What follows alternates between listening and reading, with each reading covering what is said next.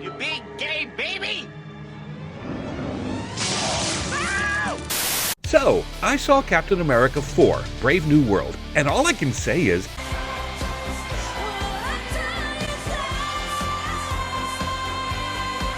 the movie, albeit rushed, was a great film. A story framing itself as a transition from Phase 5 to 6, where the plot uses its politics to explain the lore and current events in the MCU, where it also defines Sam Wilson's Captain America. Freaking fantastic. In our previous video, we discussed that the film had potential to be good, using Falcon and the Winter Soldier as a reference point for Sam Wilson's character. To catch you up to speed, Sam Wilson had to take up the title of Captain America at Steve Rogers' request. Unsure of where he stood, he had trepidations of ruffling political feathers. But, in the series, he learned that in order for the world to do better, he needs to be confrontational with those in charge for their incompetence and lack of character.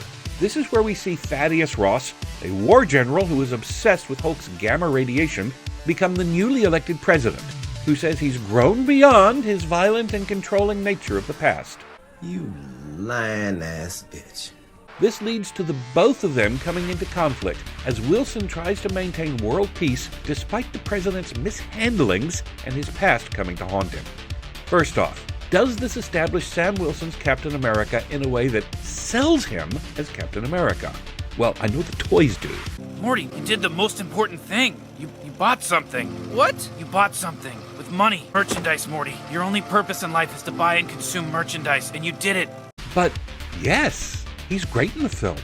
He's competent, the fight scenes are amazing, and it's only through the ways of a counselor who values life was he able to talk down a powerful man having a remarkably cranky temper tantrum.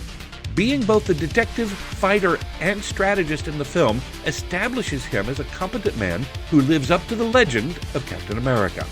But more importantly, it brought the reality of the MCU back. With the ending of the film Eternals, a giant monster is popping out of the Indian Ocean made of precious metals, and we finally see countries trying to access this resource.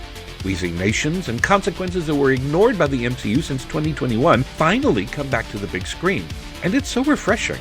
This sets up the themes and ideas that would be explored in Thunderbolts and future installments without teasing too much about those future installments. With the film being just under 2 hours, it has a lot in it. And while the ending of some scenes seemed rushed, it really was a great way to introduce Marvel to its next phase. Ones with mutants, 60s retro heroes, and maybe even a particular man in a metal mask. 8 out of 10. Go watch it. Trust me, this hero is worth your attention. As opposed to someone else I know about.